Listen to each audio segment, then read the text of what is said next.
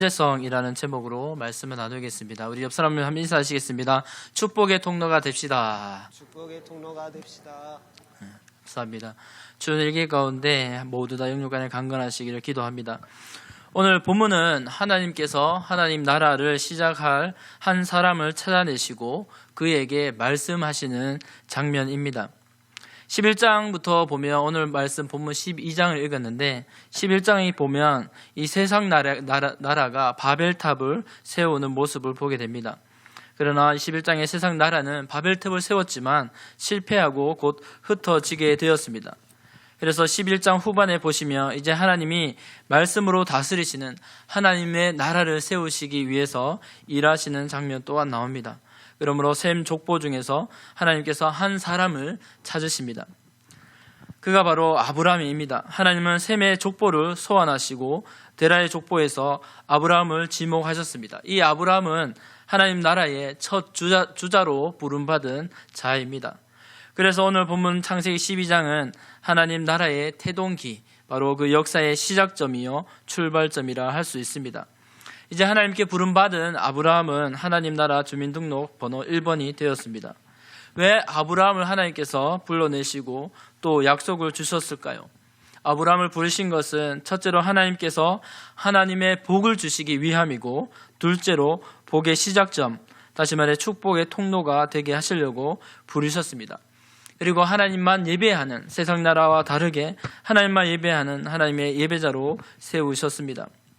마찬가지로 사랑하는 성도님들, 저와 여러분을 하나님께서 복 주시려고 예수 그리스도 안에서, 우리 예수님 안에서 부르신 줄 믿습니다. 하나님은 제 가운데 방황하던 저와 여러분을 부르셔서 하나님이 친히 준비하신 여호와 이레의 복을 주시고 또 그 복을 전하는 자들로, 또 하나님만 예배하는 자들로 세워주신 줄 믿습니다. 사랑하는 성도 여러분, 그렇다면 하나님 나라의 현재성이 무엇일까요? 하나님 나라의 현재성은 오늘도 복 자체이신 하나님께서 우리 가운데 말씀하시는 것입니다. 말씀을 통해서 우리 가운데 하나님 나라를 이루어 가시는 것입니다. 하나님께서 저와 여러분을 통해서 예수 그리스도로 말미암는 믿음의 복이 흘러가게 하시는 역사입니다. 그 현장 가운데 우리가 하나님의 말씀에 아브라함처럼 믿음으로 반응하는 것이야말로 하나님 나라의 현재성이라고 할 수 있습니다. 오늘 본문의 말씀을 통해서 믿음의 현장 가운데 말씀과 성령으로 역사하시는 하나님의 약속된 복을 누리시며 믿음과 순종으로 복의 통로가 되시는 모든 성도님 되시기를 주님의 이름으로 소원합니다. 첫 번째, 우리 저와 같이 따라해 보시겠습니다. 우리를 부르신 하나님을 기억해야 합니다. 아멘. 그렇습니다. 아브라함은 하나님 나라의 새로운 역사를 시작한 사람입니다. 우리는 이 본문을 수도 없이 많이 읽어왔고 또 들어왔습니다. 암기하기도 하고 암송하기도 합니다. 하나님이 최초로 믿음의 조상 아브라함을 부르셨지요. 그를 복이 되게 하셔서 복의 근원으로 살게 하신다고 말씀하셨습니다. 말씀을 들은 아브라함도 하나님의 말씀에 즉각 순종하여 고향과 친척과 아버지의 집을, 우리 예전 성경에는 본토 친척 아비의 집을 떠났다고 기록합니다. 우리는 보통 이 말씀을 들으면 아브라함의 그 본토 친척 아비의 집을 떠난 용기와 순종에 감격합니다. 그래서 축복의 통로로 쓰임받은 아브라함을 본받고 그의 믿음을 따르고자 합니다. 그것도 틀린 말은 아닙니다. 그런데 본문에서 우리가 집중해야 할 부분이 있습니다. 그것은 바로 아브라함을 믿음의 조상으로 만드신 바로 하나님을 주목해야 합니다. 아브라함을 아브라함 되게 하신 여호와 하나님입니다. 본문 말씀을 통해서 보시면 아브라함과 너라는 이 단어 앞에 반드시 나오는 전제된 단어가 있습니다. 그것은 바로 하나님입니다. 나가, 여호와께서라고 하는 말씀입니다. 1절 말씀에 여호와께서 아브라함에게 이르시되 너는 너의 고향과 친척과 아버지의 집을 떠나 내가 내게 보여줄 땅으로 가라라고 말씀하셨습니다. 그렇습니다. 하나님 여호와께서 그 아브라함을 인도하실 그분이 바로 말씀하시는 것, 여호와께서 내가라고 말씀하고 있습니다. 1절부터 3절까지 보면 대여섯 번이나 이러한 표현이 반복되어 나오는 것을 알게 됩니다. 아브라함도 물론 위대한 믿음의 자취를 남기고 하나님 나라를 시작한 그 믿음의 조상이지만 바로 그가 그를 되게 하신 분은 하나님이심을 우리는 성경을 통해서 더 잘 알게 됩니다. 그렇습니다. 아브라함을 부르신 이도 하나님이시오, 그를 본래 고향과 친척과 익숙한 그 자리에서 떠나게 하신 분도 여호와 하나님이시다라고 말하고 있습니다. 아브라함은 이 평생 이 사실을 잊지 말고 기억해야 했고 또 온몸으로 체득하고 고백해야 했습니다. 더 나아가서 아브라함은 약속을 주신 그 하나님이 어떤 분이신지 삶 가운데 배워야 했습니다. 우리 아브라함의 이야기를 잘 알고 있지요. 하나님께서 약속을 하신 그 자손을 받기 위해서 기다렸고 또 땅을 옮기면서 약속의 땅을 지키기 위해서 또 애썼고 또 애굽으로 내려가기도 하고 또 아내를 속이기도 하면서 그러한 훈련을 받았습니다. 그렇습니다. 하나님이 친히 약속하신 자손의 응답이 늦어져도 하나님이 누구신지 이 사실을 기억하도록 하나님은 매 순간 그를 인도해 주셨기 때문에 주셨습니다. 왜 그렇습니까? 바로 아브라함을 부르신 이가 누구인지 아브라함은 명확하게 알아야 했습니다.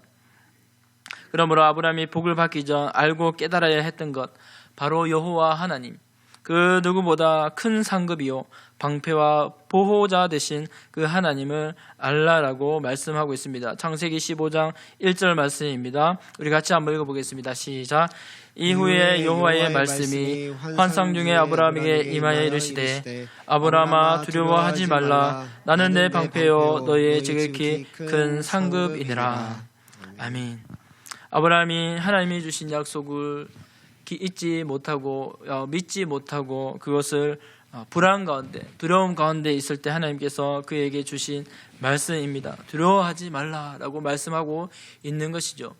우리가 믿음에 부르심받은 성도의 삶을 살아갈 때 하나님은 필요할 때에 우리에게 말씀을 주시는 하나님이시고 여전히 우리를 인도하신 분이 하나님이심을 기억하게 하려고 말씀을 주시는 줄 믿습니다. 우리는 하나님만이 지극히 큰 상급이요 또한 도움되심을 고백하고 깨달아야 할 줄 믿습니다.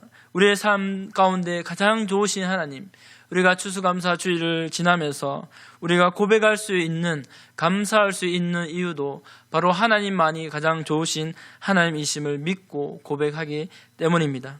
그러므로 우리를 예수 그리스도 안에 부르셔서 우리에게 말씀하시고 헤세드 그 사랑으로 인도하시는 하나님을 항상 기억해야 될 줄 믿습니다.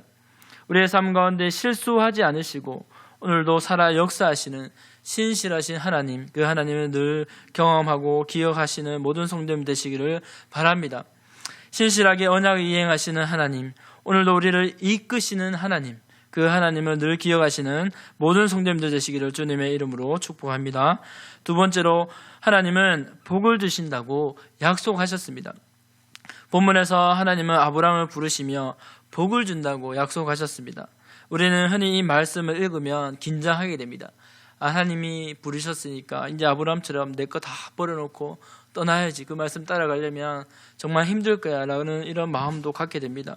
그러나 오늘 본문 말씀을 읽어보면 내가 너로 큰 민족을 이루고 내게 복을 주어 내 이름을 창대하게 하리니 너는 복이 될지라. 너를 축복하는 자에게는 내가 복을 내리고 너를 저주하는 자에게는 내가 저주하리니 땅의 모든 족속이 너로 말미암아 복을 얻을 것이라 하신지라. 하나님께서 주체라면 하나님께서 가져다 주시는 이 주시고 싶어 하시는 것은 바로 복입니다. 하나님이 말씀하신 복의 내용이 무엇입니까? 그것은 아브라함을 통해서, 너를 통해서 복을 베풀 것이다. 또 나아가 모든 민족이 복을 받게 할 것이라는 하나님의 언약의 내용입니다. 그것을 선포하셨습니다. 철저하게 이 복은 하나님께로 나오는 복이지요.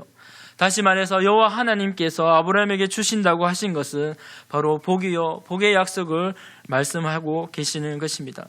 그러므로 사랑하는 성도 여러분, 우리가 기억해야 할 것은 하나님께서 아브라함을 부르실 때 가지신 그 마음, 바로 아담과 하와에게 모든 것을 창조하시고 그 에덴 동산을 주실 때 복으로 임하신 것처럼, 복으로 말씀하신 것처럼 하나님께서 아브라함을 부르신 이후에는 바로 명령하신 내용이 복인 것을 잊지 말아야 합니다. 복을 주신다고 하신 분이 하나님이시요, 그 일을 이루실 분도 하나님, 바로 그 하나님께서 복을 주신다는 사실을 우리는 마음에 담아야 할 줄 믿습니다. 왜냐하면 우리는 때로 하나님의 마음을 오해합니다. 하나님이 복 주시려고 부르셨는데 때로는 그것을 세상적인 복으로 착각하기도 하고 하나님의 그 복을, 그 은혜를 다 받지 못합니다. 아닙니다. 하나님이 주시는 복은 무엇입니까? 세상적인 복의 개념보다 훨씬 더 넓고 높은 복일 것입니다. 세상적인 복이 무엇일까요? 그것은 진시황이 구했던 장수와 그 많은 재물의 복입니까? 그것보다 더 높은 하나님의 복은 바로 구원과 영생을 예수 그리스도를 통해서 주시는 복임을 우리는 잊지 말아야 합니다. 사실 부름받은 아브라함도 실수투성이의 남자였습니다. 가지 말아야 할 애굽에도 내려가고 자신의 아내도 누이라고 속이면서까지 살기 위해 발버둥 치던 사람이 바로 아브라함이었습니다. 그런 그를 그 자리에서 내치지 않으시고 그에게 다시 한번 은혜를 주시고 또 믿음을 확인시켜 주시고 언약을 주시고 발걸음을 돌이키며 인도하신 분이 바로 하나님이십니다. 왜 그를 불렀을까요? 바로 하나님께서 하나님의 복으로 복 주시려고 부르신 것입니다. 반드시 복을 주시기에 중간에 좌절하지 말라고, 중간에 낙심하지 말라고 약속을 주셨습니다. 그래서 사도행전에서는 이렇게 갈라디아에서 3장 18절에서는 이렇게 기록합니다. 그러나 하나님이 약속으로 말미암아 아브라함에게 주신 것이라. 아멘. 그렇습니다. 하나님이 아브라함에게 약속으로 말미암아 주신 것, 바로 그 약속을 붙들고 마침내 복을 받아라고 말씀해 주셨습니다. 왜 약속을 붙들어야 합니까? 반드시 그 약속의 끝에 복을 주시려는 하나님의 마음이 녹아있기 때문입니다. 히브리서 6장 14절 말씀입니다. 이르시되 내가 반드시 너에게 복주고 복주며 너를 번성하게 하고 번성하게 하리라 하셨더니 라고 말씀하고 있습니다. 그 약속이 무엇입니까? 하나님이 약속하신 그 복을 주신다는 것입니다. 복 주시려고 그 약속을 붙들게 하는 것입니다. 사랑하는 성도 여러분, 우리에게 하나님이 주신 복이 무엇일까요? 바로 그것은 예수 그리스도의 복인 줄 믿습니다. 예수 그리스도의 복을 주시기 위해서 우리에게 약속하시고 순종을 요구하시고 믿음의 자리로 서게 하셨습니다. 우리를 통해서 하나님께서 그 복을 주시고 뿐만 아니라 모든 민족에게 그 복이 흘러가게 하셨음을 우리는 잊지 말아야 합니다. 예수 그리스도의 복을 나도 받고 그 구원의 놀라운 소식을 모든 족속에게 흘러가야 함을 우리는 잊지 말아야 합니다. 여러분을 통해서, 저를 통해서, 모든 우리 믿는 자들을 통해서 그 복이 흘러가야 합니다. 이 하나님의 마음을 놓치지 말아야 합니다. 그러므로 이 복이 우리에게 오는 것을 막아서도 안 되지만 이 복이 우리를 통해서 흘러가지 못하게 하는 것도 해서는 안 됩니다. 하나님의 복이 순종하는 나를 통해 흘러가고 전파될 때 하나님의 나라는 비로소 영광스럽게 나타나게 될 것입니다. 이처럼 하나님의 복의 약속을 끝까지 붙든 아브라함은 가장 큰 복의 시작점이 되었습니다. 창세기 22장의 17절에서 이렇게 기록합니다. 내가 내게 큰 복을 주고 내 씨가 크게 번성하여 하늘의 별과 같고 바닷가의 모래와 같게 하리니 내 씨가 그 대적의 성문을 차지하리라. 아멘. 아브라함의 믿음의 복이 어떻게 모든 족속에게 흘러갑니까? 바로 아브라함의 순종을 통해서 그 자손이신 예수 그리스도의 복이 그 흘러가게 하신다고 말씀하고 있습니다. 그렇습니다. 약속을 굳게 붙잡은 아브라함은 100세에 받은 아들을 하나님께 바칠 때에 여호와 이레의 하나님을 만났습니다. 사랑하는 성도 여러분, 그렇습니다. 그가 하나님의 말씀이 자신의 삶을 관통하도록 하였을 때 그는 참으로 복된 믿음의 조상이 되었고 복의 통로로 쓰임 받았습니다. 그가 자신의 삶의 구간을 믿음으로 달려갈 때 하나님의 뜻을 이루었고 하나님 나라의 복된 시작에 귀한 종으로 쓰임 받았음을 우리는 기억해야 합니다. 예수 그리스도 안에서 자손 만대의 믿음의 복을 주신 하나님의 마음을 깨달아 감사하는 모든 성도님 되시기를 주님의 이름으로 축복합니다. 믿음으로 하나님의 복의 통로로 쓰임 받은 모든 성도님 되시기를 주님의 이름으로 소원합니다. 마지막으로 한번 따라하시겠습니다. 하나님 나라 현장은 예배입니다. 7절 말씀 우리 같이 한번 읽어보시겠습니다. 7절입니다. 시작. 여호와께서 아브라함에게 나타나 이르시되 내가 이 땅을 내 자손에게 주리라 하신지라. 자기에게 나타내신 여호와께 그가 그곳에서 제단을 쌓고. 아멘. 그렇습니다. 복 주시는 하나님의 말씀에 대한 아브라함의 반응은 무엇이었습니까? 바로 예배였습니다. 우리가 제단을 쌓는다라고 하는 것은 바로 아브라함이 제단을 쌓고 하나님께 예배했던 것처럼 우리의 중심을 하나님께 드리는 것입니다. 제단을 쌓는 것은 그냥 드리는 것이 아니라 짐승을 잡아 하나님의 피에 향기로운 제사를 하나님께 올려드리는 것입니다. 우리가 매번의 예배가 감격이 사라졌다면 그 예배를 돌아보아야 합니다. 아브라함을 부르신 하나님께 믿음으로 하나님께 예배드렸음을 기억할 때 우리의 예배가 하나님께 진정으로 살아있는 믿음의 고백인지 우리 자신을 돌아보아야 할 것입니다. 내가 이 땅에 내 자손에게 주리라, 내가 이 땅을 내 자손에게 주리라 약속을 주셨던 하나님의 말씀을 붙잡고 아브라함은 자신의 전생에 하나님께 예배했습니다. 그것이 바로 제단을 쌓았다는 것입니다. 그 말은 하나님을 예배했다는 것이죠. 여호와께 그가 제단을 쌓고, 그렇습니다. 하나님 나라의 현장은 무엇? 그곳에서 하나님을 예배하는 것, 아브라함을 통해서 하나님께서 우리에게 알려주시는 신앙의 바른 모습입니다. 우리가 서 있는 곳은요, 가정이지요, 직장이지요, 사업장입니다. 누구를 만나든지 하나님은 우리를 예배자로 부르시고 축복의 통로로 사용하시기를 원하시는 줄 믿습니다. 그러므로 우리가 예배 현장에서 우리의 믿음 가운데 우리의 예배를 받으시는 그 하나님 나라의 현재성을 만나야 합니다. 하나님 나라의 현장은 예배하는 성도와 교회 가운데 임하게 되기 때문입니다. 우리 16세기 종교개혁자 목사님들이 바로 하나님 앞에서 예배하는 삶, 코람데오를 외쳤습니다. 그것은 바로 우리의 모든 삶 속에서 하나님의 주권을 인정하는, 하나님의 주권을 고백하는 예배와 모든 삶의 예배, 그러한 현장이 되기를 외친 것입니다. 우리의 삶 속에서 신앙에서 이것도 괜찮다, 저것도 괜찮다, 때로는 상담하며 때로는 허용해 주기도 합니다. 그러나 우리는 예배의 가치를 떨어뜨려서는 안 됩니다. 그 무엇보다 소중하시고 그 무엇보다 우리가 생명을 주신 하나님께 예배하는 우리의 믿음을 다른 것과는 바꾸어서는 되지 않을 것입니다. 다시 말해 내가 선자리에서 여러 가지 어떤 것보다 비교하기 전에 하나님을 예배하고 찬양할 수 있는, 감사할 수 있는 사랑하는 모든 동성애 식구들이 되시기를 주님의 이름으로 축복합니다. 왜 그렇습니까? 그것이 바로 하나님의 말씀에 따라 반응하며 예배하고 살아가는 것이 가장 우리에게 안전하고 복된 삶이기 때문입니다. 비록 우리가 제 많은 세상 가운데서 별로 우리에게 좋지 않은 상황이 어쩌면 더욱 많습니다. 비참함과 우리에게 어려운 일이 닥칠 때 하나님께 예배하기조차 힘들 때를 만나게 됩니다. 그러나 우리는 이 말씀을 기억하며 아브라함을 이끄신 하나님, 새 일을 행하신 하나님, 마침내 복의 근원으로 우리를 인도하시고 사용하신 하나님께 예배의 현장을 올려드려야 될 줄 믿습니다.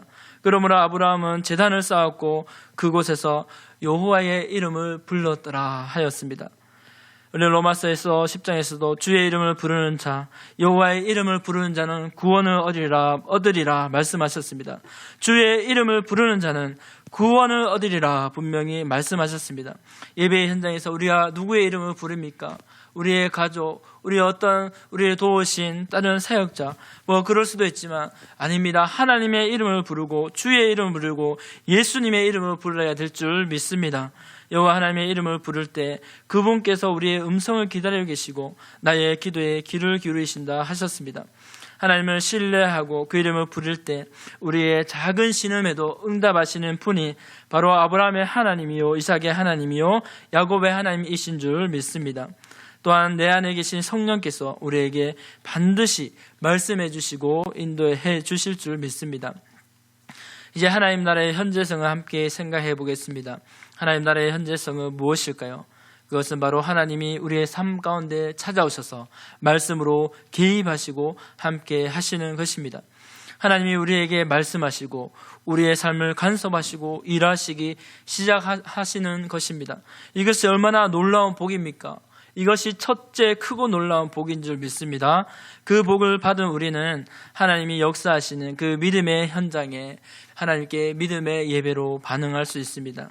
하나님의 말씀과 우리의 믿음과 예배가 만나는 그곳이 바로 하나님 나라의 현장이요, 하나님 나라의 귀한 역사가 쓰여지는 현장입니다.